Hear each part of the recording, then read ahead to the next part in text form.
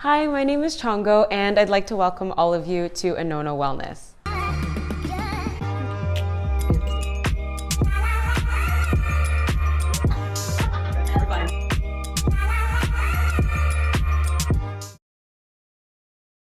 So, hi everybody, and welcome to the Anona Wellness podcast. My name is Chongo, and today I am joined by our lovely guest. Her name is Ali. Hi. And this girl is awesome. We did our yoga teacher training together, actually, and we just graduated. So your girl right here is a yoga teacher. And yeah, we're gonna get into this interview and talk about your opinions on wellness. Sounds great. And how it relates to your background. Yes. We're Yes. doing like a little dance here. So tell us a little bit about yourself, Ali. So I'm Ali. By day, I work for the government of Canada. Fun desk job. I work on the opioid response team. So I think it's just a really kind of neat way to meld my interests of like wellness with like policy and really helping people. Because when you think about people with substance use and who use substances, getting them help a lot of the times, It's it's wellness, right? Like exactly. yeah, It is. so that's kind of what I do. I'm a yoga teacher as well, like you said.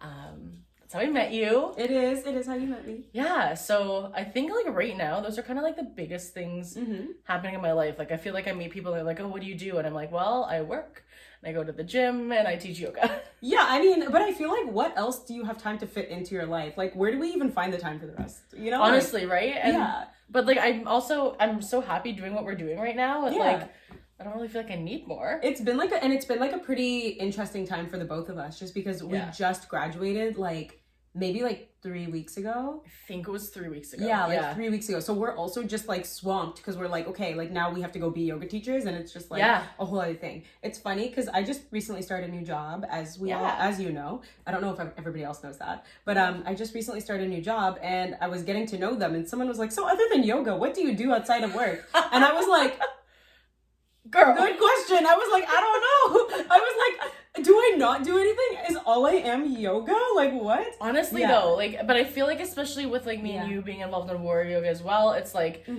between that and then our own practices and like getting to classes and like, because I find, and it's interesting, I was reading like a thing about this earlier before you came over actually, that like there's such a distinct difference between your practice and your teacher practice. Oh yeah. Right? So then it's like, we've got volunteering that has to do with yoga. We have our own practice, and now we have teaching as its own practice as well. Yeah. Like, I don't have time for other things. Yeah, I don't have time for other things either. And just to let everybody know, so we volunteer for an organization called Warrior Yoga. And basically what they do is they aim to provide yoga to people who may not have been able to access it due to various barriers. So we volunteer for that, and it takes up a lot of time. And obviously, But it's great.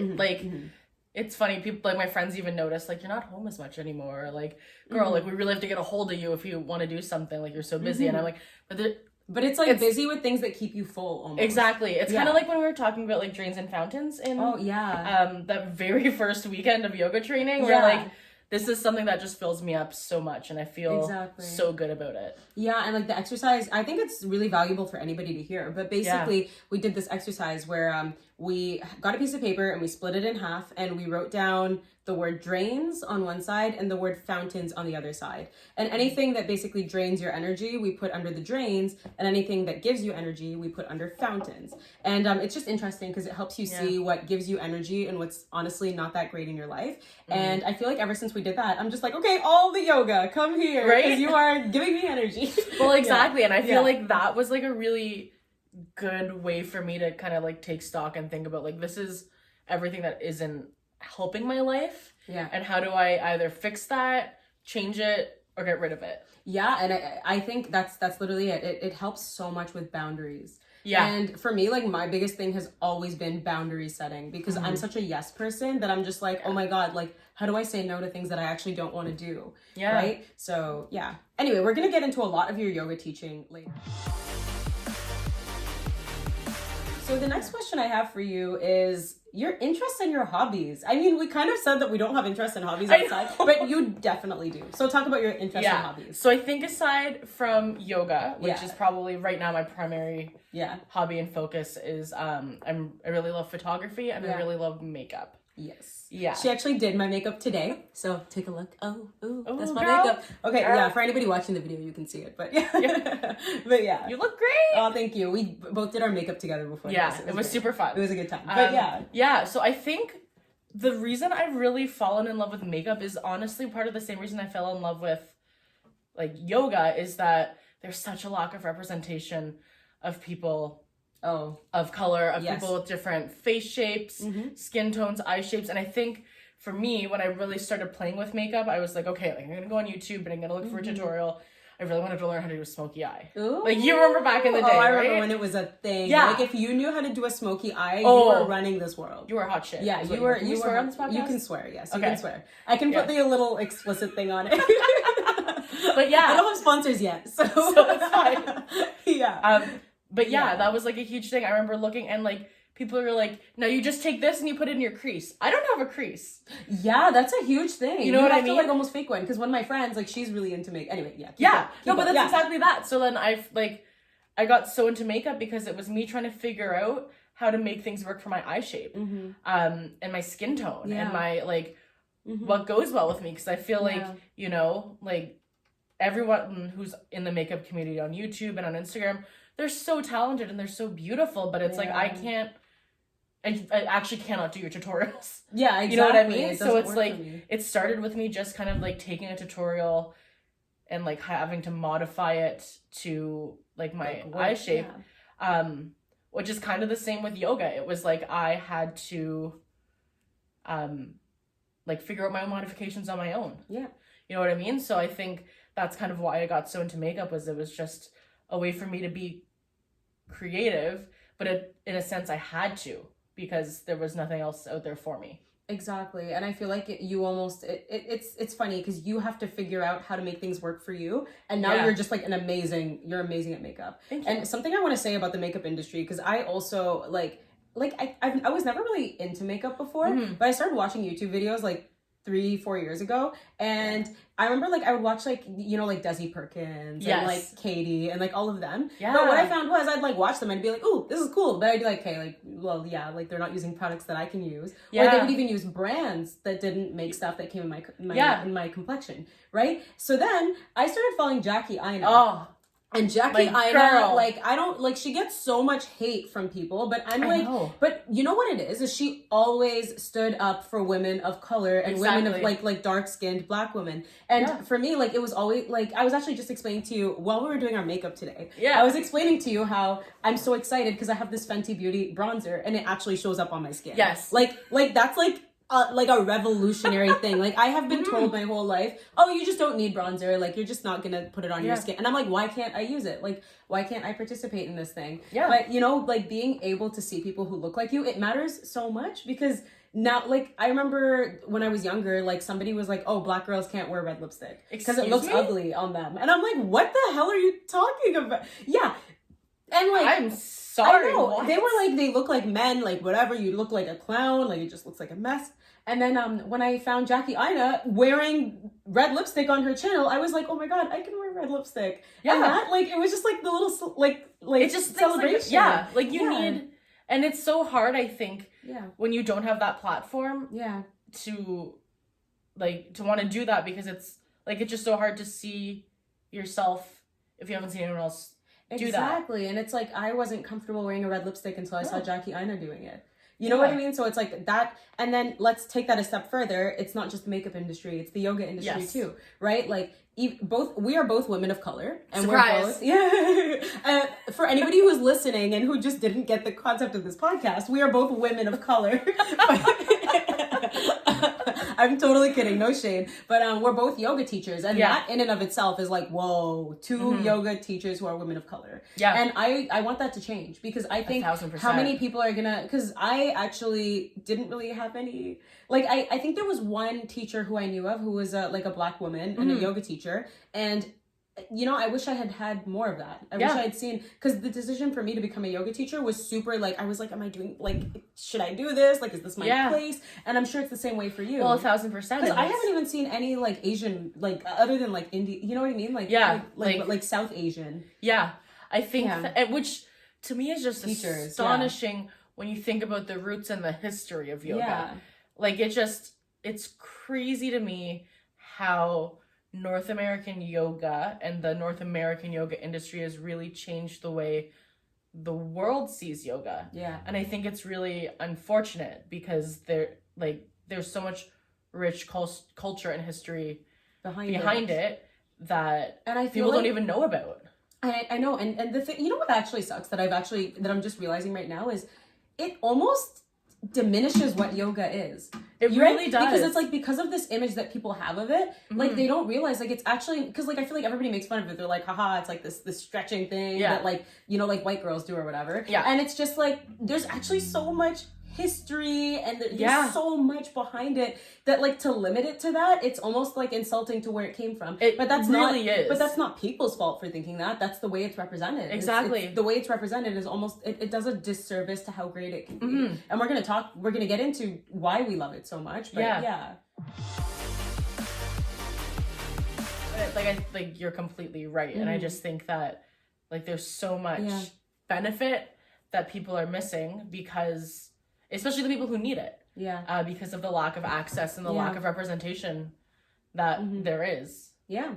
But I think it's not just the makeup industry. It's not just the yoga industry. It's a lot of the world. You know, I was actually just telling someone the other day. So my best friend, the one I told you about, who's in journalism, the journalism industry, like let's just like, I don't even, and it's, what's really unfortunate about that one is they report on stories. And they report on stories that have to do with people of color. Yeah. And imagine, like, and sometimes it's okay. Like, it's okay, but sometimes you need a story to be told by someone who understands that story. Well, that's exactly it. And once again, she has stories for days, but, like, there are so many stories that you're like, if somebody who was a person of color had done this story, they would have done this so much more justice. Exactly. Like, would you have taken that same angle if it was white people who this had happened to, right? Yeah. And it's like, so a lot of the times I'm just like, these all of these industries, you need representation, right? You can't have one group of people who kind of puts it out there, because it puts a narrative out there that like, it really does. And there are even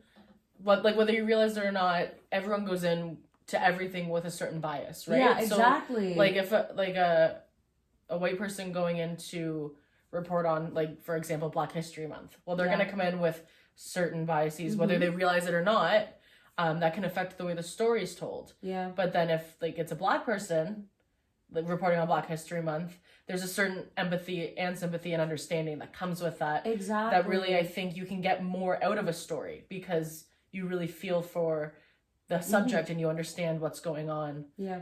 Because I think you can study something your entire life, but if you aren't the person who's experiencing it firsthand, you're never going to fully understand, because there's only so much a textbook can tell you. Exactly. You can't, that's literally it.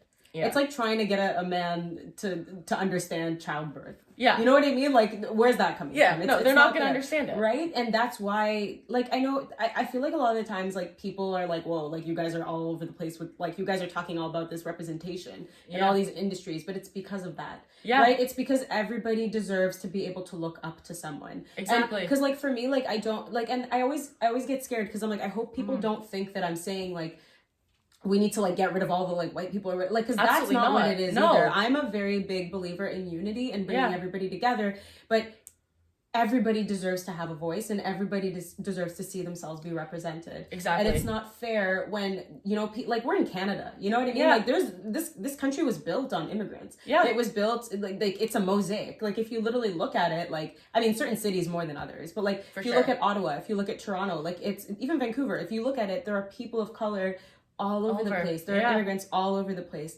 But how come we look at the film industry and we don't see them? Exactly. Or how come we look at the makeup industry and the people who are the biggest names here are, you know, we're not seeing them. Yeah. We look at the yoga industry, we don't see them. And it's like, but they're living in the same world we're living, so why are we not there? So now I think I can't be an actor. Right. Like I can't be an actress. I can't win an Oscar. Exactly. I can't, I can't be a yoga teacher. Yeah. I can't, but it's like, but no. No, exactly. And I think just having representation there, like as a child, I think my self-esteem and the way that I see myself would have been so much different had I seen more Asian representation in the media. Like, you know, like when you're a kid and your friends are like, oh, like if you could look a certain way, like ideally how would you look?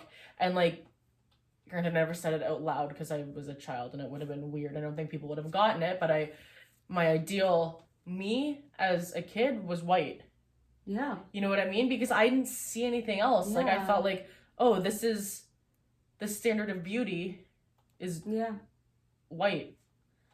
You know what I mean? And it's like now I think especially like specifically Asian representation, and I know all BIPOC groups have some kind of lack of representation, but I think for Asians specifically, in media, the way that you're typecasted, you're either like a nerd or over sexualized. You know what I mean? So it's like it was that, and you were always a secondary character. Yeah. So to grow up thinking that like, okay, so I'm gonna be sexy or I'm gonna be a nerd and I'm never gonna be up front, your mind automatically goes to like, oh, I guess like my ideal me would be white. Yeah, and who can blame you? Yeah. You know, it's, and that's it. And like, you know, like, I feel like it's important for you to speak on that because that's the experience you've had. Yeah. You know what I mean? You can't speak on what it's like as like a woman from Bangladesh. Or No, you can't exactly. speak on what it's like as like an Iraqi woman. No. But you can speak on what your experience has been as an Asian, you know what I mean? And seeing that. And that's, you know what I mean? And it's true. Like, that's what I see. And that's how I see you guys represented as well. Yeah. And it's not cool. You know, no. And it's just because like, and think about the ramifications of that, right? Yeah. I think Asian women are very over sexualized. Oh, it's actually very disgusting to me. I think there's a fetish there that I just find. I honestly have considered starting like a Twitter account for just screenshots of all of the disgusting messages I get on like Tinder and Bumble. It's like, hey, I've never fucked an Asian before, or like, hey, like, wow, an Asian with like big tits, I've never seen that before, like, ooh, damn, a curvy Asian, or like straight up like, I've never like been with an Asian, or like, do you want to be my first kind of thing? And it's like, it's disgusting. It is. And that needs to be talked about because you're a person, you know, you deserve to be spoken to with the same level of respect. And when you have said that to a white woman, I don't know. No, exactly. I don't know if you would have. And I think it comes back to person first language, whether no matter what the subject or the issue is, you always have to think like, you're talking to a human being. Like, I am a human before I am an Asian, but that being said, I'm also a Chinese woman. You know what I mean? Like, I think that like you have to remember that the person's the person first, but you can't deny that I'm also Chinese, because I think that like this idea of being colorblind is also oh my god, not a good one. Did you ever watch Jackie Ina's video, I Don't See Color? No, it was phenomenal. Oh my god! Really? So I'm not gonna explain the whole thing to you, but basically, it's a makeup video. Ooh. So it's all black and white, and like she starts off being like, you know, like not seeing color. Like she's just talking about not seeing color, right? Yeah. And she's like, oh my god, you have to everybody, please go and watch the video. I Don't See Color, because I have never heard it explained more perfectly why that phrase is problematic.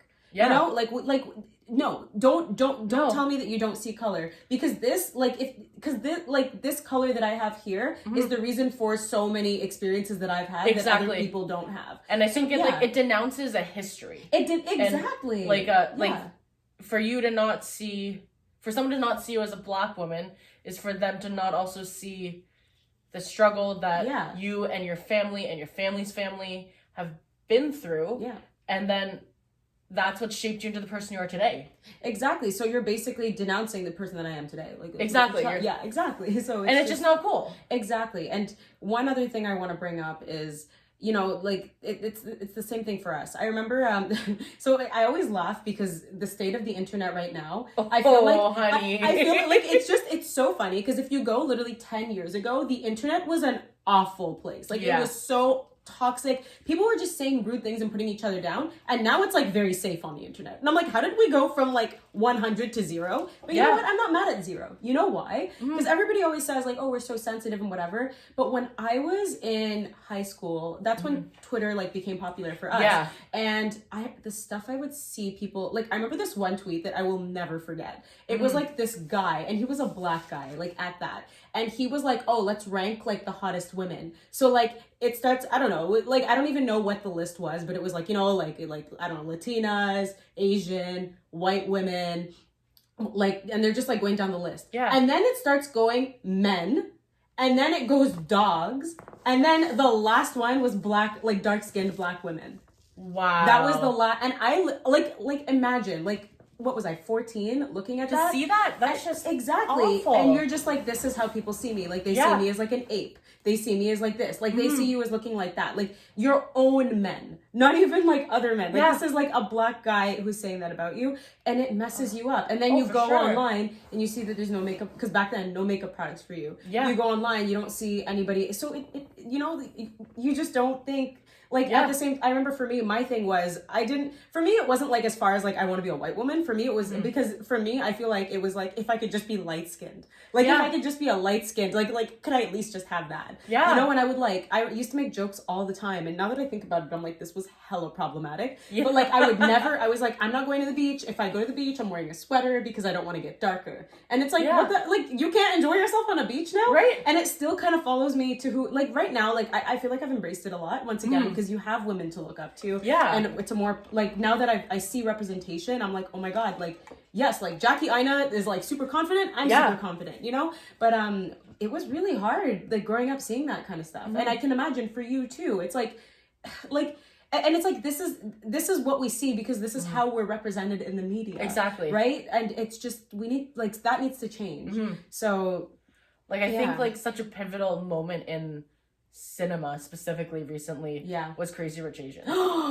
Don't get me started with that movie. That movie was great. And it also came around the time that All the Boys I've Loved Before came out. Like, honestly, I was just living. I was like, this is good. I'm so happy. So good. Yeah, please. But I think it's just, so I don't watch a ton of movies. I don't have the attention span. I will tell everybody the story that I took 2 or 3 naps during Finding Dory because that's how little attention span I have. Like, I'm really bad with this stuff. It's problematic in a different way, but it's problematic. Yeah. But like that movie, like I went to go see in theaters because I was so excited to think about just the idea of a fully like Asian cast. Yeah. And to think about how every single person on that screen was gonna look like me or somebody that I know. Also Awkwafina. Oh, Awkwafina, like, girl, yes. And, like, Ken Jeong, like, just 2 incredible comedians. Yeah. And it's, like, these people are so talented and so good at what they do. But it took all of this time for people to recognize that. Yeah. And I think it's so incredible that happened, but I think it's sad that it's incredible because... It should have been the norm in the first place. Exactly. So, I don't know, we have all white films all the time. Right? You know what I mean? And also, what about since then? You know what I mean? Like, do we have more stuff like that now? Like, I just want it to be a normal thing for a movie to come out. Okay, but I did recently watch Parasite. Was it good? Oh my God. Okay, so I watched it and I was like, I'm like a mess because I don't have a good attention span either. Yeah. But I read up on it after and I was like, if this does not win the Oscar, I will like... And it didn't get anything. Like, no noms, right? It got nominated for foreign film, which I'm like, that's annoying, but whatever, okay. But it did get nominated at the Oscars, and I think it won a Golden Globe, but I'm not too sure. I think it won a SAG award. Oh, okay, but that's a good one too. Yeah. But still, like, it needs to be... Like, that movie was amazing. Oh, but and I heard so many good things about it. I really liked it. But then my mom spoiled it for me, so then I was like, well, I'm not going to say... Oh, I told her she could spoil it. It's not a big deal. No, why are you telling people? I hate when people ruin movies. That's like my least favorite thing. I went into that movie with not even a clue about what it was about, which I feel like is the way to watch it. Because like... Based on what I heard about that movie, I would have been terrified leaving that theater if I had no idea what it was about. No, it was perfect because like I feel like you need the shock factor. I'm like, and a lot of people said that. But anyway, back to what you're saying. But yeah, no, I just think that like... Had I seen something like that, like the only thing I had seen of someone who represented me was Mulan, who, by the way, I will fight for. Like, the hill I am willing to die on is that Mulan is a princess. People are like, Mulan's not a princess. What is she? What is she then? I don't know. People are like, Mulan's not a princess. No. Who in their right mind is saying she's not a princess? I have friends and I've heard just like on the internet and off the cusp that like people, because she's not the traditional like in a ball gown. Like, you know what I mean? Like, when you think of, like Jasmine and, like, Cinderella and Belle, like you picture them in those like big poofy dresses and all of that. I'm sorry, Mulan was too busy saving the like goddamn world. Mulan like, is my favorite Disney movie. Like she has been my favorite Disney princess from time. Right? Like from the beginning of time. Like I love that movie, and I love the second movie, and I cried my eyes out in the second Mulan. I'm really excited for the new live action one that's coming out because again, because there's no music. I know, but and I loved the music in that movie. Asian representation. I will say though, I'm gonna miss Eddie Murphy as Mushu. He was, you know, but there's no Mushu in the movie, is there? I don't think so. I don't think there's a Mushu, and there's also someone else that isn't in it. I would appreciate if they could find some way to get Eddie Murphy back into it, just because who doesn't love him, right? Yeah. But yeah, for sure. So I think we're moving in that direction. I think agree. That the film industry is kind of coming to terms with the fact that like we can't just sit here and continue to be all white or make all of our Asian characters this very specific sidekick or this thing. And I think like any kind of movement and change, it's going to take time. But I think I'm also really, really fortunate and lucky to be growing up and living in a time where things are changing. Yeah, it's actually a very beautiful thing to see. You're right, because at least like because like I said, like growing up, I don't feel like I was like, okay, like I'm just not desirable in society. Yeah, but you know, at least I got the chance to see a different world, and I can see things changing, and I actually have so much more confidence in myself, and I can see that in you too, and it's nice because some people never got to see this, and my hope is that one day no one has to see the first half that we had to look at, right, or like it's not as bad as what like I'm excited for this time to be in history books where people are like, oh, what do you mean there weren't like Asians as the lead role in something big and like, or what do you mean there was a time someone couldn't find a makeup tutorial about like how to do a hooded eye, or there's a time that like there wasn't diversity in the yoga community. You know what I mean? I think that these are all things that are definitely happening, and it's really exciting to think that like, especially more tangibly, the fact that me and you are part of the yoga community, that this is something we get to change, like, because I think it's so great that the media and like movies are changing, but I'm not an actor.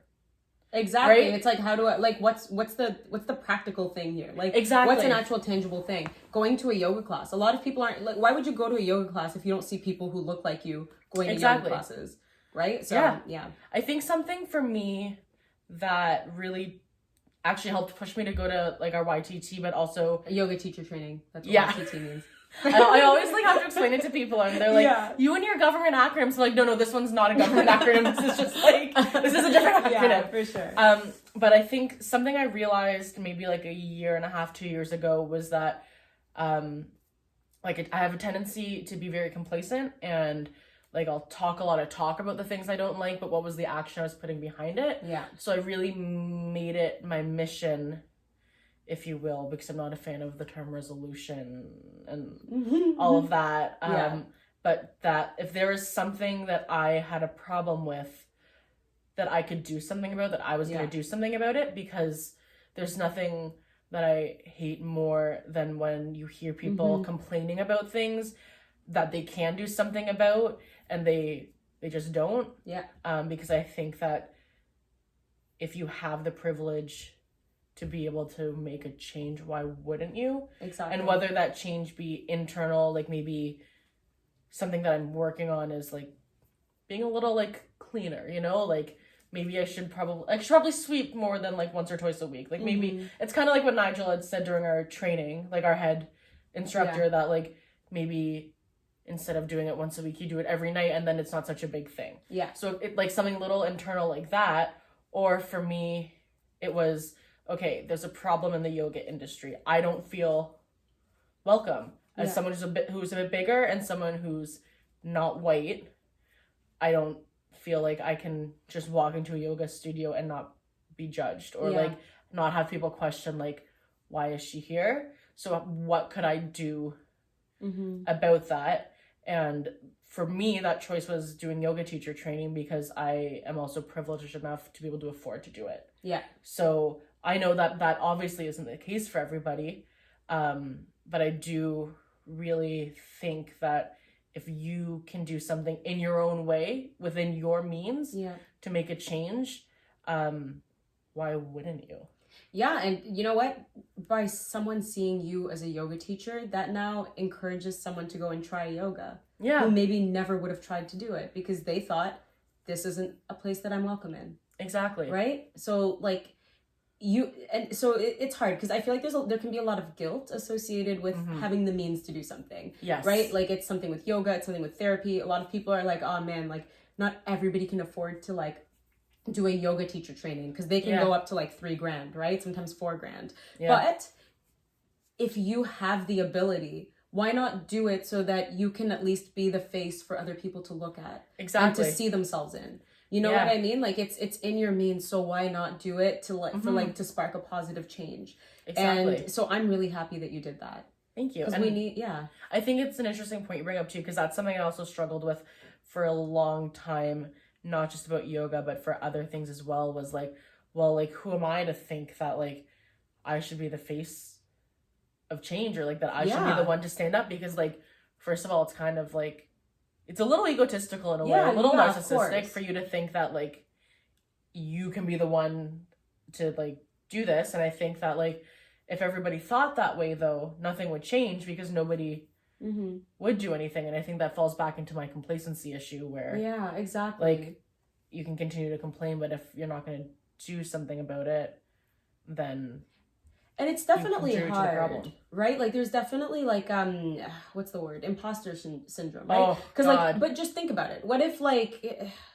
Jackie Ina, like this girl was just a normal person, right? Yeah. What if like Michelle Phan, like that girl, like like these people just were normal people who were like, I'm just gonna do this thing. What if they were like, who am I to do this? Exactly. They wouldn't have sparked a change in industries. Yeah. You know what I mean? And in my opinion, ego, like having a big ego or being narcissistic, like telling yourself, like just for the most simple example, like saying I look good today. Doesn't mean you're narcissistic or doesn't mean you're egotistic. Not at all. It only means that if you say I look good and she doesn't. Exactly. You know, when you're putting down other people. If you're lifting everybody up and you're saying, hey, I want to be here and I want to show people that they can do this thing and I want to bring more people in who can maybe be in my shoes one day. Yeah. You know what I mean? I want more teachers who look like me. Like I don't want to be the only person. But like at the moment, I'm not seeing it, so let me at least do it because I know that I can. So I think it's important for more people to realize like you have power,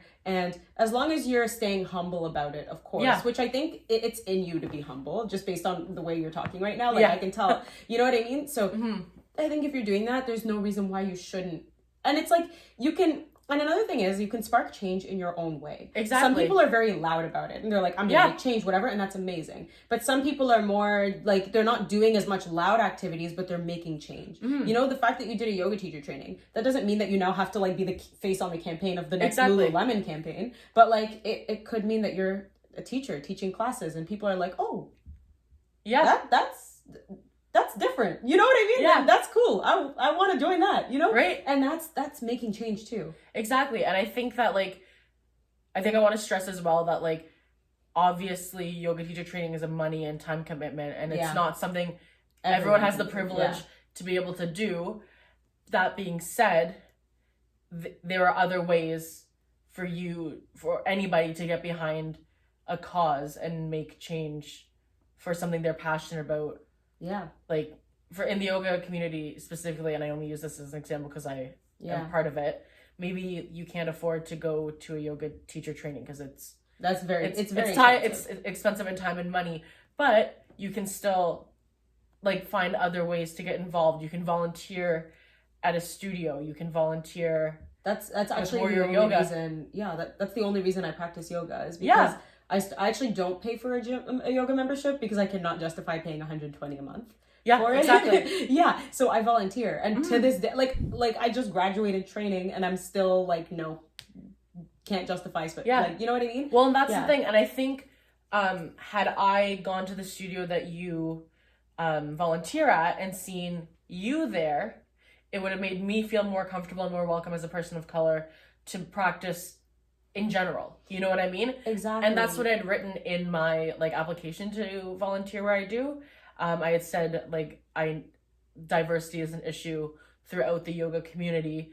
Yes, I am a teacher, but also I want to be able to give my 3.5 hours a week and just sit there and be a welcoming face of color for people who come into the studio. Yeah. You know what I mean? Because exactly, like, just having someone there, they don't even have to be the teacher, right? Mm-hmm. But having someone just welcome you into this space that you can relate to on that level, I think can put so much, like, can put people at ease in a way it that really can. Yeah. like you don't even realize you're doing. Exactly. And okay, it's not free because it's 3.5 hours of your time each week, but it's not as much as like paying $4,000 for a training. Yeah. You know what I mean? It's something that, you know, I mean, not everybody can, like if you have kids or whatever, but you know, there are different ways to get involved and there are different ways to make a change. Yeah. And it's just kind of, and you know, sometimes making a change is supporting someone else that you see doing it. Exactly. You know what I mean? Like there's so many ways to do it, but yeah, it's yeah. Yeah, exactly. I'm happy to see where the industry's, like, I'm happy to see that representation and inclusion, it's not just a buzzword anymore. I'm actually starting to see people do things. Yeah. Which is nice. And it's nice too because when you think of diversity and representation, while it is so important, race and ethnicity aren't the only things. It's body types, it's age, it's like different levels of ability. You know what I mean? It's like, it's trauma sensitivity. It's like there's so much. Yeah. It's degree of experience even. You know what I mean? Like if you've never taken a yoga class before and you go in and you see people like handstands, you're like, well, not for me. Yeah, exactly. You know? Yeah. Like I think something that was super valuable for me that I took out of this training, and I think I said this during one of our classes once, is that while I am super flexible, I do have this problem where I lock out my joints. Yeah. And it's because nobody had given me the permission to use blocks or to bend my knees. Yeah. Because I think that there's this expectation when you walk into a studio setting where if I'm not the most flexible and I can't touch the ground or I can't do whatever pose, like I can't get into like a split, that kind of thing, that like that's not for you. And I think it even like, it doesn't matter what your body type or your race or background or ethnicity is, it's that like you can be anything, but if you're not flexible, that's a huge issue within the yoga community as well. Oh yeah, and I am not flexible. So I talk about it all the time, but like I can't squat really. Like I don't know, like I've just got some serious ankle mobility things. So like whenever we're doing chair pose, whenever we're doing squats in yoga classes, for years I was just ashamed. Yeah. You know what I mean? Like I was literally like, I can't do these things. And it was, honestly, I'm surprised that I stayed in the industry. Like I'm really surprised that I kept going to yoga classes because I can't remember a yoga class where I felt like confident. Like I always felt like I was doing something wrong, or like the teacher was judging me, or like the other students were judging me, because I find like, I think our trainer was actually saying this during our training, like bendy people tend to go and do yoga because like it's almost like a reinforcement that it's like, you know, it's like, oh, I can do it, and it's like I'm gonna keep doing it. But it's like, actually other people need to be doing this because you don't need to be stretching that much, because it's like because you'll there's a risk of overdoing it, right? And it's fine, like yoga's for everybody at the end of the day, but like just because you aren't flexible like me, it doesn't mean you shouldn't be in that room, and it actually probably means you should be there because you're actually benefiting from it. That's exactly it. And I think too, like you think about bigger bodies, like like older people, I think what was really special about our yoga teacher training was the focus on diversity and inclusion, and like just the fact that we took an afternoon to figure out chair yoga for people with low mobility, maybe people who are in wheelchairs, people who are a little bit older who can't stand for a super long time, anything like that. Like I just know that is so special. And I like obviously throughout the whole like 5 months that we were there, definitely knew that we were sitting on something incredible. But I think doing that chair yoga was when I was like, oh my god, like this is, you don't see this done in like a typical yoga teacher training, and I think it's nice. And I think the one thing I just really want to hit home is because I actually had this conversation recently with somebody, because I was actually trying to educate them about it, is diversity and inclusion. Like race and ethnicity, we know that's a problem, right? Like it's obviously an issue, but there's so much more at hand here when we talk about diversity and inclusion, and you can't talk about one without talking about all of the other things, exactly, you know. And it's important to get everything out there. There were years where I was like, I can't be a teacher. I can't do a squat. But it's like, no, maybe you should be there so that people can see that you don't have to be that one specific way. Yeah. To be considered a yogi, if that's what you want to call yourself. And sometimes I feel like this is actually kind of our strength. Like I remember I used to think this was a weakness, you know, like I used to think like, oh, because of this and because of that and because of this, like I can't do this. But now I'm like, this is my strength because now I can reach a group of people that maybe wouldn't have thought they could do this. Exactly. And it's awesome. Like it's empowering. Yeah. Like I think, and that's so incredible. Yeah. Yeah. Yeah. Awesome. Everybody, we are back. We have been having a lovely conversation about yoga and representation, and we're probably going to talk a little bit more about it. But for the time being, I want to talk to you about your cultural background. Yeah. So I'm adopted. So I was born in China and I lived there for the first 9 months of my life. But my parents, so I guess you could call them my adoptive parents, but I don't like that term because they're like my parents. They're the people who raised me. They are very white. Yeah. So my mom is Scottish and my dad is like as Canadian as it gets. So I think it's always been quite an interesting dynamic. I guess I should mention too, I have a younger sister who is also adopted. Oh, I didn't know that. Yeah. I totally did not know that. So she is 20? 20. Okay. I am not good with ages. I'm not good with ages either. She was born in 99. So 20. Okay. And we're not biologically related. I get that question all the time. And I'm like, well, there's a 4-year difference and I was adopted when I was 9 months old. So no. Yeah. But yeah, so growing up was really interesting because I recognize that there's such a privilege that comes with having white parents, and I'm so thankful and like blessed and lucky that they are the people who raised me, because I was afforded so many incredible opportunities through them. But I think as well because, you know, when you grow up, you go to the same elementary school and then like you go to high school with all those people you know, and your families know your friends and their families and that kind of thing. And there really was like almost colorblindness to that, you know what I mean? So then moving away and being on my own and people not having that context of my parents are as white as it gets. You know what I mean? Yeah, like, no, it's like, that.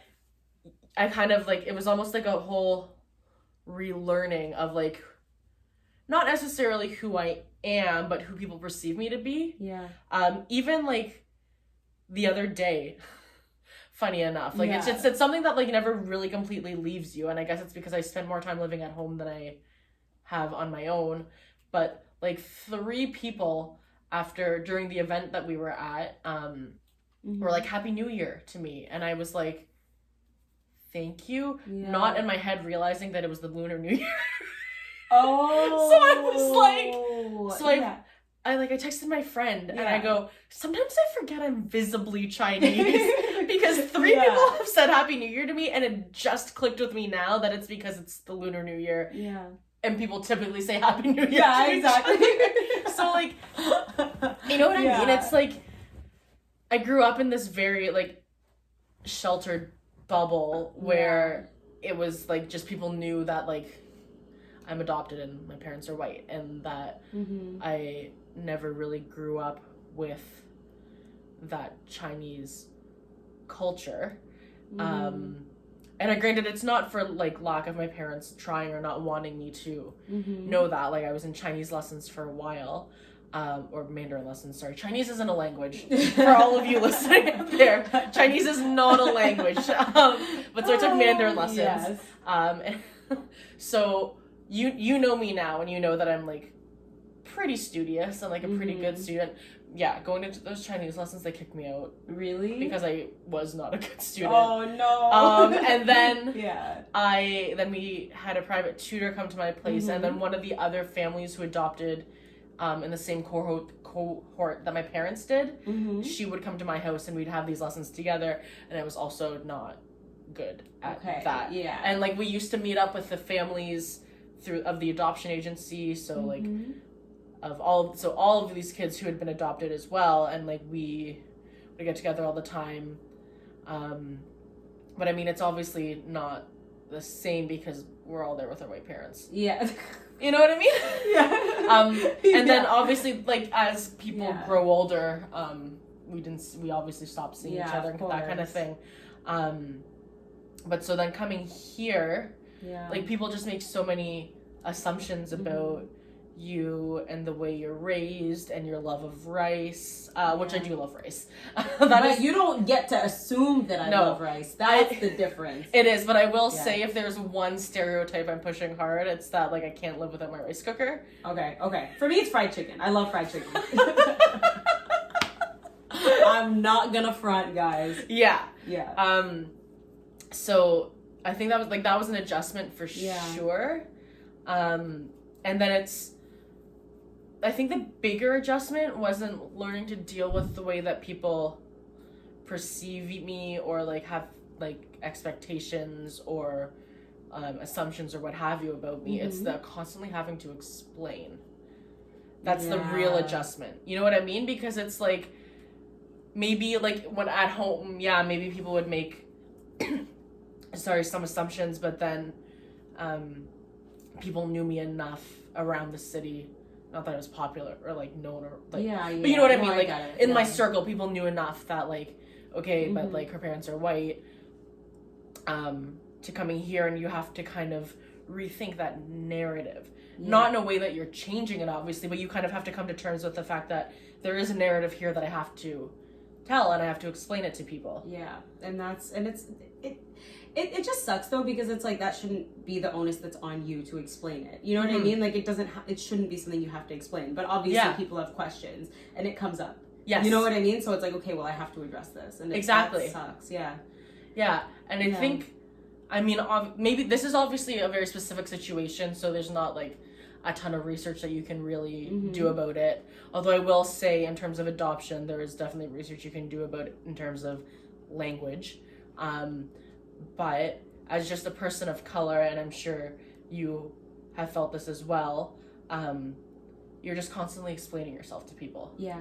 And for me, I would rather you go on the internet and Google whatever questions you have about whatever minority, and then come to me asking, is this right? Is this the way you see things? How do you feel? Yeah. Rather than you constantly having to explain things to people, because it's exhausting. I'd rather see that someone has made the effort to at least try to understand what's going on, rather than just being like, well, tell me everything. You know what I mean? No, and it's like, why is the onus on me to understand, like, to explain this to you? Exactly. When, like, honestly, there is stuff online. You're not the only person out there that's been adopted before. Yeah, you know what I mean? Like, there's Reddit threads. I was just gonna say, Reddit is an interesting place. There's a lot going on there. But it's a useful place. It can be very useful, and it's nice to know that anybody has made the effort. I just think about at work, like, professionally. You're not, if you have questions about things, you're not gonna go to a meeting with, like, the director and be like, oh, explain everything to me. Exactly. No, you're gonna do some research. You're gonna come and be like, hey, so this is what I found. Does this make sense? Yes. Where do I exactly? So it's like, why can't you use the same thing when you're coming to me with all these questions? Like, I'm not your teacher. You know what I mean? Like, I'm just trying to get by for this. I'm just trying to get by in life, just like you, man. I got questions too that I'm Googling. Yeah. So, like, man, it's so funny that you say I didn't sign up for this, because I just think about our head teacher at yoga teacher training always being like, you signed up for this, and I'm like, if there's one thing I didn't sign up for, it's having to constantly explain to people my life. And it's not your burden. I'm never. So this friend that I keep bringing up, I love her because she's so sassy. You guys, gotta get her on the podcast. You guys would. She's in Edmonton right now. I'm like, girl, we're gonna do an audio podcast episode. Good. But it's funny because so there was this video of Lady Gaga. No, on Twitter, Lady Gaga. I think it was during the Black Lives Matter movement or something, where she was like, tell me how I can help. Yes, and I remember that. She literally tweeted being like, tell me how I can help you guys, to my followers of color. And my friend is a huge Lady Gaga fan. Okay, she loves Lady Gaga. But I remember we were talking about it, and I was like, so what did you think about that tweet that Lady Gaga put out? And she was like, why don't you figure it out yourself? And I was like, oh my God. And she was like, I'm tired of having to explain explain what people should do. Why don't you go and figure out what you should do to make me included? How am I, like me, the one who's not included, the one who has to go and explain to you? And it's just, you know what, it's just like in general, like if you have questions, it's just a good gesture to show that you've done the research. To be like, hey, like, this is what it is. Like, even if the research is, like, completely wrong. At least you tried. Exactly. Yeah. And I think, like, it also comes, like, people are so afraid to ask questions. Yeah. And, like, and I get it. Like, I appreciate then people are afraid to ask questions because they want to respect you. They want to be respectful. Yeah. But I think as well, like, then how else are we going to open up the dialogue? Exactly. Right? Exactly. Like, because you're going to keep doing the same thing. Yeah. And it's, you know, it's truly a mess. Yep. I mean, for a while, they also wanted to go back to China and, like, do a whole, like, family trip. That's never interested me. Okay. In all honesty, there are so many other places I'd rather go visit than China. Not because, like, I don't want to see where I was born. But I think this is another thing I feel like I have to explain to people a lot as well, is that they're like, oh my God, do you want to go back to China and, like, connect with your roots? Those aren't my roots. Yeah. Do you know what I mean? It's fair. like you didn't grow up in it. No, right? exactly. Like, so for me to, like, want to go find my roots, or, like, the best one is, do you want to go find your real parents? Let's talk about, like, I can talk for hours about how problematic that statement is. Oh my God, yeah. But, like, yeah. No, because it's never felt like home to me. You know what I mean? Because, like, it never was.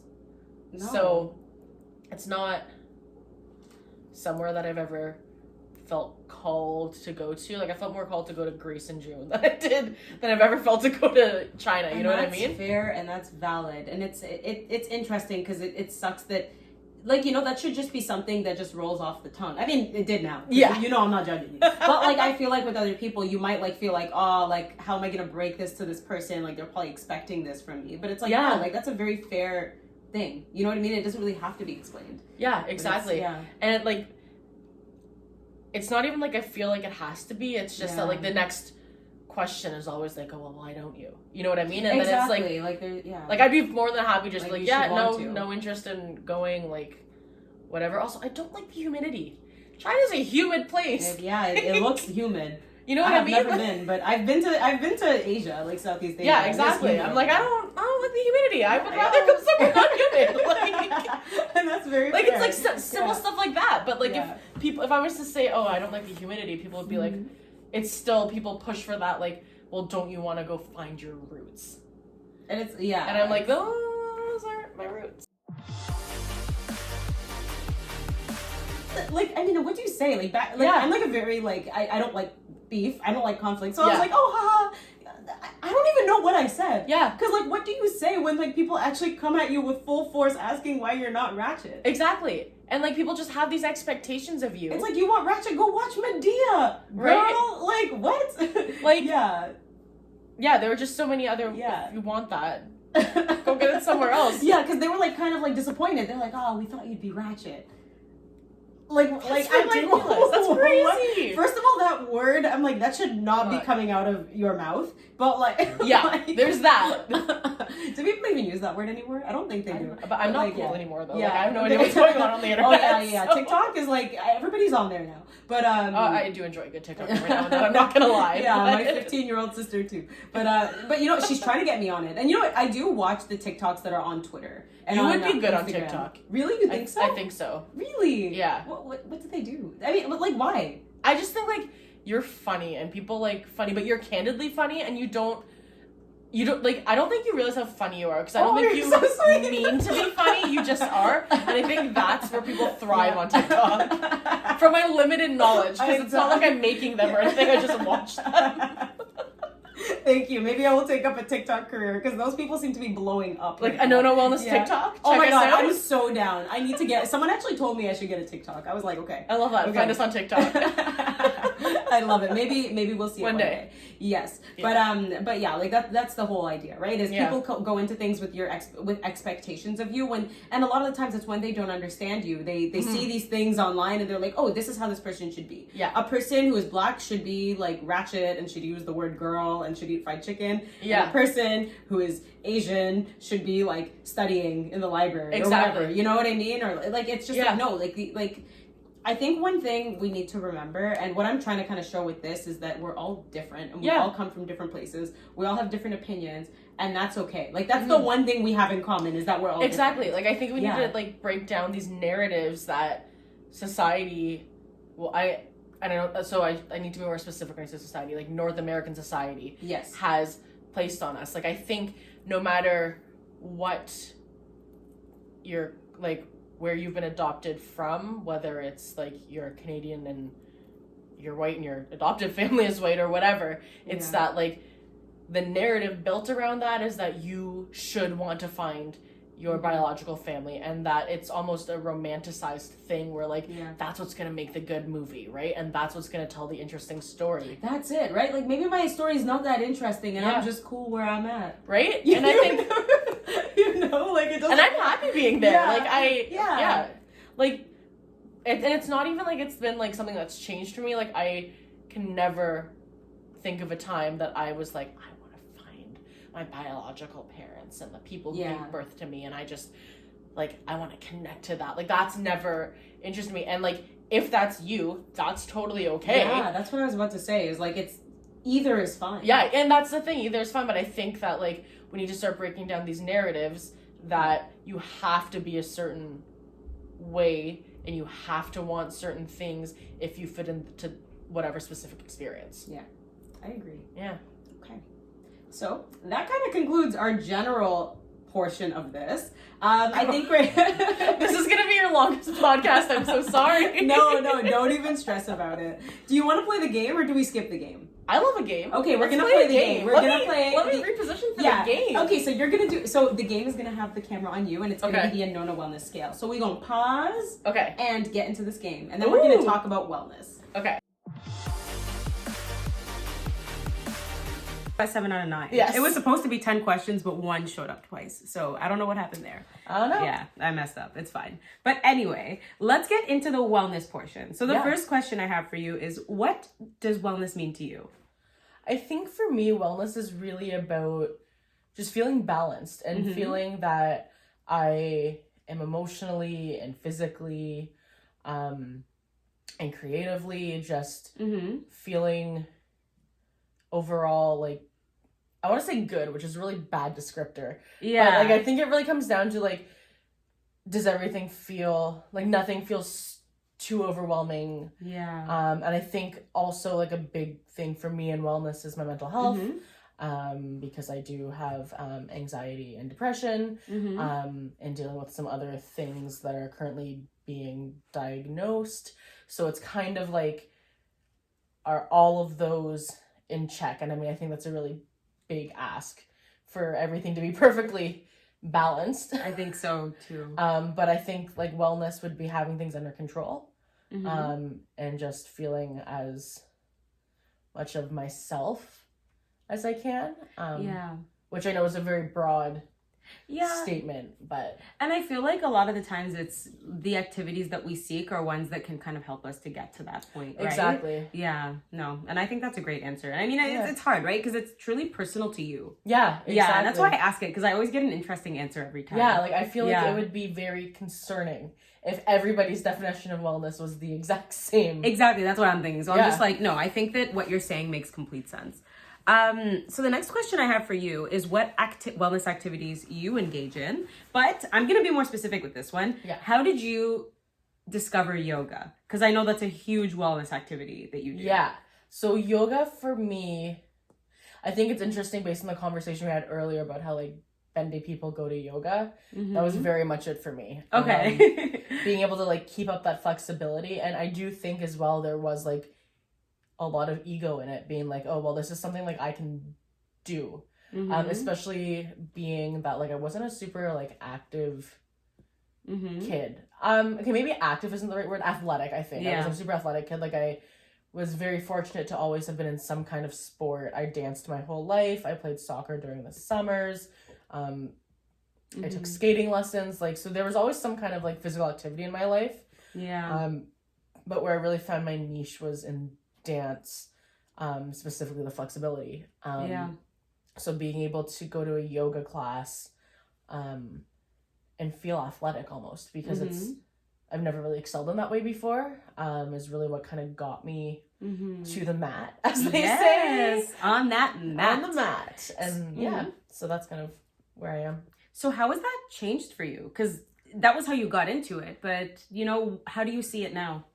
I think for me now, it's very much about just kind of keeping myself in balance. And I think that's something I've really learned recently, especially through yoga teacher training, was that finding that balance between the athleticism and like the flexibility in yoga and the mindfulness, and the whole cultural and historical components to it. Like, I think something that I used to think about my personal yoga practice was that it was just for the physical benefits, which I do realize now is quite appropriative actually, and very just not respectful of the yoga practice. So for me now, it's really about finding that balance between getting the asanas in and then also getting the self-study in, which is again a Sanskrit word I can't pronounce. Of course. And and honestly, no one would know what you were talking about. Exactly. So even just to give some background, asana means poses. Yes, so, you can tell I've been doing a lot of reading lately. So I'm just like, at this point, I've been doing this for a while, so now I'm very conscious. I'm like, what do people know and what do they not know? But the one thing I want to talk about is it's the same for me, right? Like when I started yoga, it was very much, I just liked doing a workout like that was like strength, but I didn't have to pick up weights. Because like for me, like because honestly, when I started doing yoga, I was finally able to start toning up in the way that I was never able to before. And I'm not a fan of the gym. I don't like cardio, but I don't like lifting up weights. I just don't. I'm like, I'm not doing the right form. I'm not doing this. I'm not doing that. But with yoga, I was able to get those benefits, but without doing that. So that's why I started it. But obviously with time, I've realized like, man, it's truly doing the whole thing a disservice by thinking it's just about the physical benefits of it.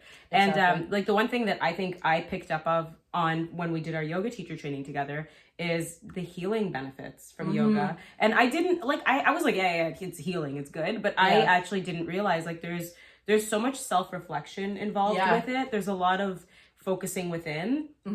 That can be really helpful to people. Another thing that I don't think people know a lot about, and that I'm actually going to be doing a training for, is the mind-body connection. A lot of people, especially if you've been through any type of trauma in your life, like you lose that connection with the mind and the body. Oh, for sure. And yoga is a really accessible way to start to bring that connection back. So you know, like there's so many benefits. There's also the stretching benefit. There's a spine. There's so much. And I think for me, like thinking about the mind body connection is that like now that I've been through our yoga teacher training and been deeper into my practice and my teaching practice, is that I have a hard time like separating them now. And I mean, I think that is also a privilege that I have. I mean, obviously everyone's been through trauma, but I think that the trauma for me was never had to do with my physical body. But I think it just even bringing mindfulness into my practice and that kind of thing. It's just things like tools like that really, that were not part of my practice before that have really changed the way that I do yoga. Exactly. And that's it, right? Like I feel like there's almost something for everybody. Right? For every single person. And one thing I always like to remember is like, even it doesn't matter what you've been through up until now, it gives you tools moving into the future as well. Exactly. Right? Because so I just love that there's so much that you can get from this one thing. It like truly did not really think that I was going to get so much out of this one activity. And it's awesome. Like, it's great. It's funny when things surprise you like that. So what other wellness activities do you kind of dabble in? We've talked a lot about yoga, but so I'm really big into going to the gym. Like there's nothing I love more than like having a really bad day and then just lifting a bunch of weight. Okay. So I Yes. mostly do group fitness classes at the gym. So one of them that I like to do is like a yoga, tai chi, Pilates mix. Yeah. Very like same postures and movements as a yoga class, much faster pace. The tai chi is really nice. It's another way to move your body that's very flowy, and I think it's something I'd like to maybe start incorporating into my teaching practice. But then honestly, there's nothing more like, for me personally, there's no better feeling than putting that weight on the bar and getting it on my back and then just like squatting for 5 minutes. And you know what I mean? Like I feel so accomplished, where like I think, and I guess again, this comes back to balance. Whereas with yoga, like you're very limber and like loose. Yeah. Because there's definitely a strength and toning component to yoga, but just like the juxtaposition between that and then the real like that ache in your thighs and your butt the next day after squatting. That's true. You know what I mean? I think it's even like after we did a practicum weekend and we did just like 5 or 6 hours of yoga in a row for 3 days straight. I've never thought to myself, man, I really want to go squat as much as I did after that. You know what I mean? Because I felt like I needed something to counterbalance what we had been doing that whole weekend. And that's something I got into 2 or 3 years ago. Like during university, I'd go to the gym on and off. I found I was really going during stressful times. But I think once I graduated and had a full-time job, and a very set schedule, again, the Taurus in me needs routine. Yes. Was very just like, okay, now I've got this time. I end work at 4 every day, so I can make it to the gym for a class at 4:30. And because the schedule is the same week after week, it was really easy for me to start building that into my routine all the time. And now when I don't go, I feel not even guilty, because I also don't think that looking at guilt is necessarily a healthy way to be looking at your fitness or wellness routine. Yeah, of course. But for me, it's very much like I can feel it in my body when I don't go. And I feel like achy, but not a good achy. Like I think there's nothing I love than the second day after gym feeling. The second day after hits more than the first. It hits more than the first, but it's a satisfying hurt. You're like, I did that. Exactly. And I can feel the benefits kicking in. But when I don't go to the gym, it's not that kind of achy. It's that like my body has not moved and my body needs movement. Exactly. Yeah. And I find too, especially something that I find it important for me to getting out and doing these things, because I sit at a desk for 8 hours a day. Yeah. Definitely. Where it's like, and I wear heels, which I know are not good for the knees and hips. Yeah, of course. So I feel like I really need to be getting out and doing other things. Just to blow off some of the energy that I have, because like, I mean, you work a desk job as well. You know that like, definitely. You build up a lot of just kind of like, you're just sitting. Yeah. Like, I don't know about you. I get this like weird energy. Yeah. After work where I'm like, whoo-hoo. No, I don't get that. I don't know what you're talking about. Or I'm just like, I gotta do something, or else I'm like this. Wait, why are you doing Why are you doing that? I don't know how else to describe it. It's just like, I'm like, ooh, gotta go move, you know? Okay, anyway, I'm not even gonna ask more questions because I don't want to know.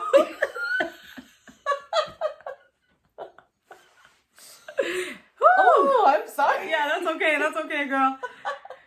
Tomorrow at work, I'm gonna have this experience, and I'm gonna be like, Ali, what have you done? What have you done to me? I hope you text me about it. Oh, I will definitely text you about it if it happens. But okay, that's awesome. Yeah. But those are probably my biggest fitness wellness activities right now.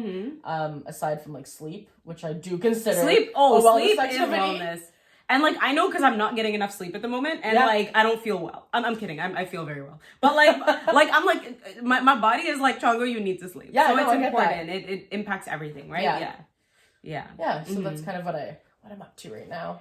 So let's talk a little bit. We've already talked a lot about it, so we don't have to go in a lot of detail. But are there wellness activities that you think aren't really adopted by people of color? Honestly, I think wellness in general isn't something that is adopted by people of color. I think just the way that things are marketed are very much towards white people. I I don't know if Caucasian is a better word or like... You know, Caucasian actually doesn't mean, like, okay, I'm not even going to talk on this because I feel like I still don't understand, but yeah. I said Caucasian once and my friend was like, no, like, not, you know that when you say Caucasian, you're not referring to all white people? It's like a specific type of European, I don't know. Yeah. Like, so anyway, so white people. I try to, like, you try to be professional with it. But right, you're like, no, like, okay, I don't I'm know. still wrong. Okay, whatever. But yeah, so I think a lot of that too has to, again, like, I think you'll see the sociology major in me coming out when I say that it has a lot to do with socioeconomic background, and that when you think about how people of color were brought to North America, especially you think about Black people being brought to North America as slaves, they've always been disenfranchised. Therefore, they've never had the money to participate in wellness activities. So why would you market it towards people of color when you know they can't afford it anyways? So then marketing goes to white people. It's why you see white people in wellness. And I think especially in the last few years, wellness has really boomed as a consumer culture. That it's like there's no space for people like us to be part of it because traditionally, historically, we wouldn't have been able to afford it. Yeah, and something that's very interesting. So I can actually, to bring this back to makeup just for a second. So I remember there was a time where they weren't making products that ran dark enough for people like me, right? And a lot of people would be like, why not? Like, how come you don't make products that run dark enough for us to wear them? Like foundations. Like, I'm like literally like just the act of putting on a foundation so many people couldn't do. Or they'd look gray, they'd look patchy, whatever. And so many brands would say Black people don't buy makeup. And it's like, no.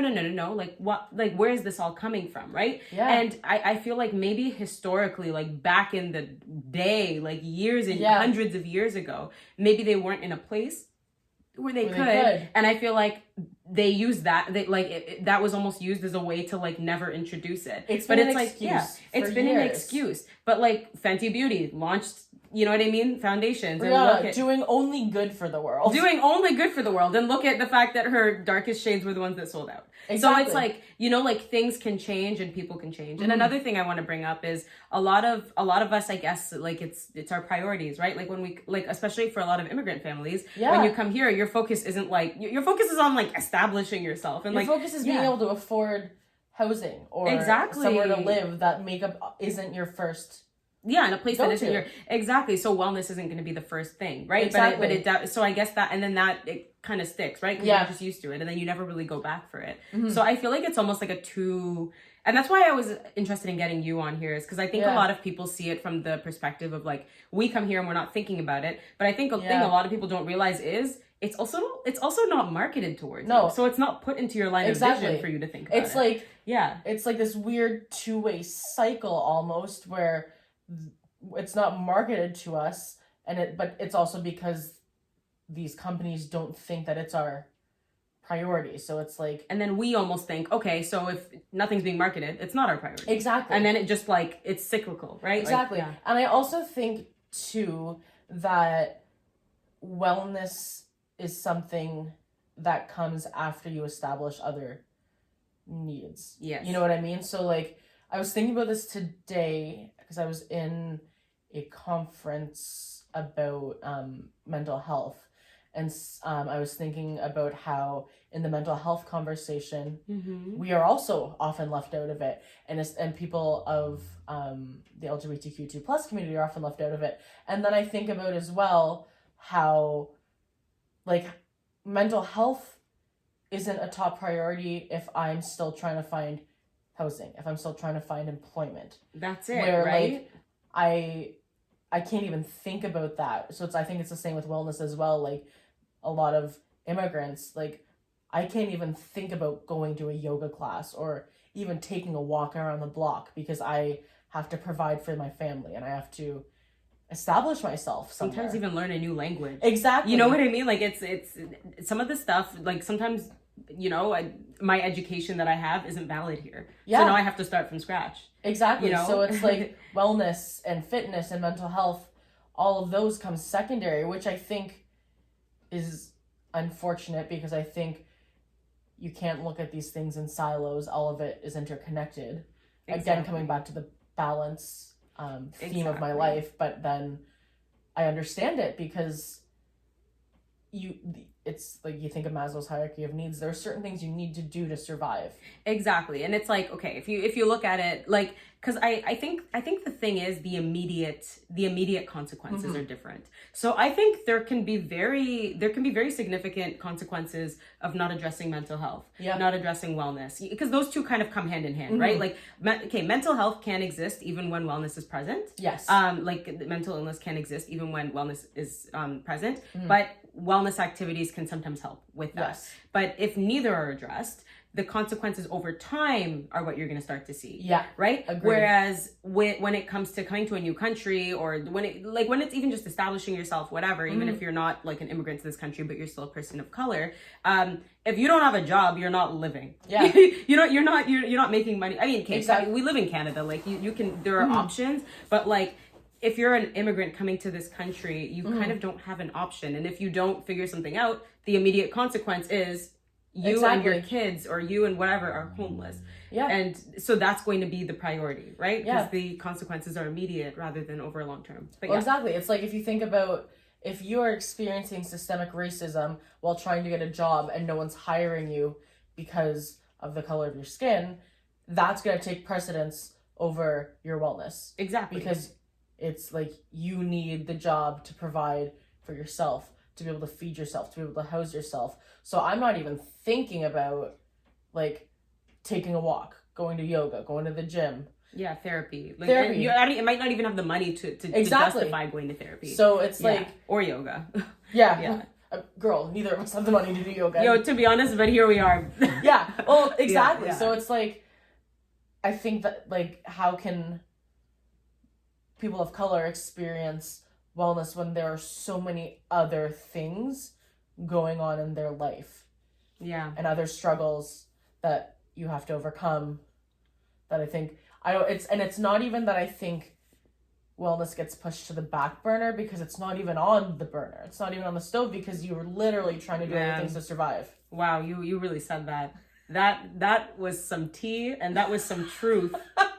Jeez, can we just take that in? It is not even on the burner. Like, we don't... Spilling the tea. Yeah, there is not even the luxury of having it on the burner. Like, that's the unfortunate thing. And it's like, like, it's a long-term consequence, but it's like, oh, well, we'll get through it. We're tough. Like, you know what I mean? Like, there's so much emphasis on, like, us being tough, whatever, that it's like, we'll get through it. Whereas, like, obviously the consequences of not getting those other things together are very real. Yeah. And to take it a step further, they impact people who aren't you.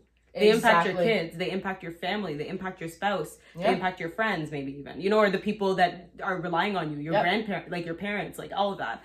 So obviously you're going to put that above, wellness, when it's like, what is this even really? You're not even marketing it towards me. So it's not in my line of vision. Yeah. Because it's not being marketed to me, and I've got other priorities. Yeah, that's exactly it. Yeah. And it's unfortunate. And I like that you said that, because it's true. I don't think anybody has actually said that as a whole. Like, most people have kind of zoned in on one thing. Yeah. But I think it's the whole thing as a concept. And it's really unfortunate to see, but I also understand it.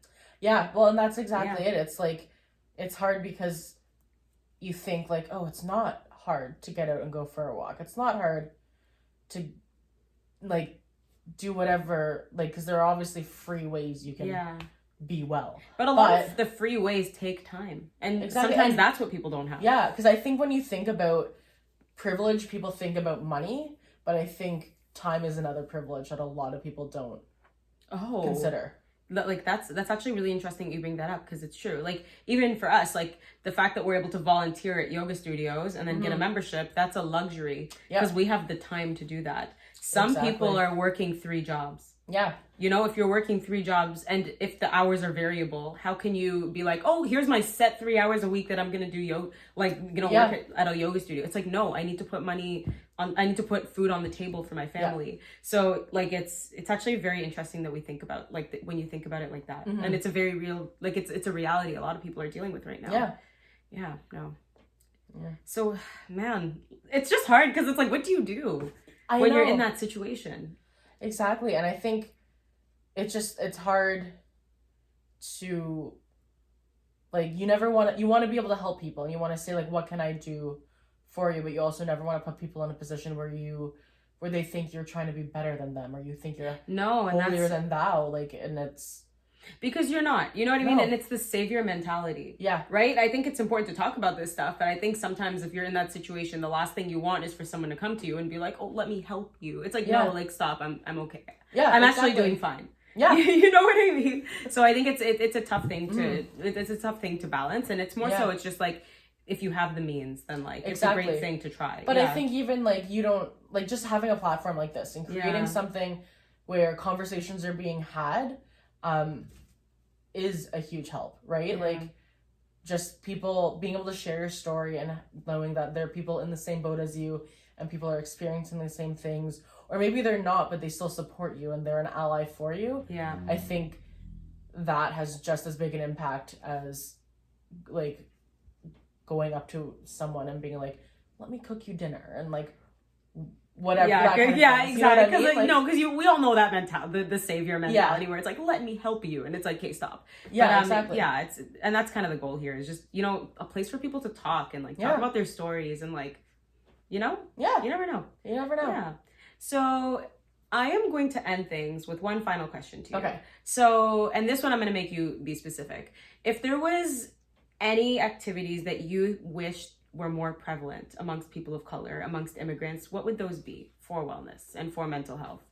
I think, I don't know if you'd call this an activity. And it could be anything. But therapy. Okay. I think, like, again, I come from this place of privilege where I have a really good job with benefits, that I can afford to go to therapy and talk to somebody about whatever's going on in my life. But those resources are not available for people who do not have that kind of income. And often those people are people of color. Yes. And I think that it is just, we see this mental health crisis happening where, like, rates of depression and anxiety and suicide are so high. Yeah. And often it's the people of color and immigrants who don't have access to healthcare, who don't have access to free resources, and those free resources are often overbooked and overworked, and the, like, people who work there, they just don't have the time or energy or financial capability to see all these people who need the help. So I think if there's one thing I could change, it would be that there would just be more resources for people to go to get the help that they need in terms of their mental health.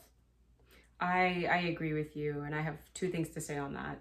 So the first one is, so my experience with therapy, okay, actually, the first thing I want to say is almost everybody who's been on this podcast has had the same answer as Really? you. Yeah, therapy has been a very big theme, and it's actually my answer as well. Yeah. You know what I mean? Like, I think it's something that I wish wasn't stigmatized so much, because I think is so important, but it's something that the cost of it really hurts. Yeah. Because it's expensive, and unless you are working for an organization or you're balling, like, you know, like you're rich, I don't know, like, whatever, it's a very hard cost to justify. Oh, for sure. And maybe not to justify, but cost to pay. Yeah. And the second thing I wanted to say is my experience with therapy has been very limited, but the only reason why I got to access that therapy was because it was through a free service. Yeah. And I think I was on a waiting list for like 6 months. Yeah. Yeah, 6 months to 8 months, which, you know, I actually consider pretty good.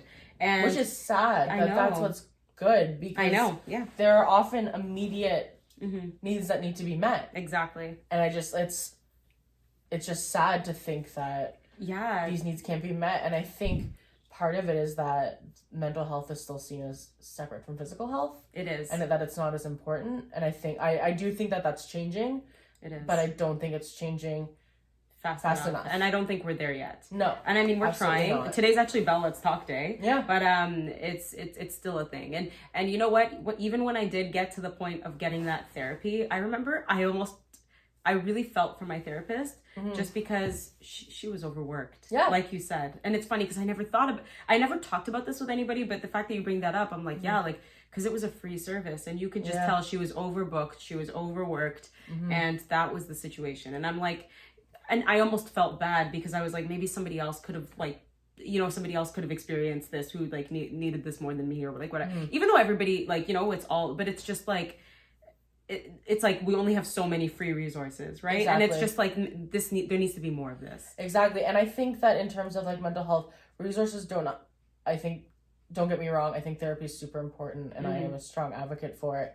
But even like having free like resources, like, hey, like here's a 1-page pamphlet on how to talk to your child or talk to your friend and like that kind of thing, right? Creating support systems and giving people the tools to really feel comfortable, again, having conversations with people about their mental health and being more supportive and less stigmatizing. Yeah. Because even those little things, while I don't think that they replace therapy, I think they support therapy, and just setting up good support systems and good tools for resilience to have in your back pocket are just as important. It's invaluable. Yeah, exactly. It is. Even like breathing exercises to teach to your child when they're going through a hard time, right? Like that, it might seem small, but that's something that as your child continues to grow older, it can be like a tool. And it's something that they'll always have. Like you, as long as you live and are physically alive, you'll always have your breath. So while you might not be able to contact your therapist in the middle of an anxiety attack, you can hopefully come to a place where you can at least try to control your breathing. Yeah, exactly. Especially if you're like if you're like able to do that, right? But exactly, that's it. It's something rather than having nothing to go to. Yeah. But yeah. So yeah. Thank you so much, Ali. Well, you have been so entertaining. Oh my God. Thank you so much for coming. This has been so much fun. Yeah. On the next time you're on this podcast, we are going to, what do you want to talk about? Drag Race? Can we talk about Drag Race? Oh, honey. How many podcasts do you want to talk about Drag Race? You know what? It's all up to you. I've seen every season. Okay. Every episode. We're just gonna talk about all of it, okay? And this is gonna be great. But thank you so much. Your opinion has been amazing. This has been such a good conversation. Thank you.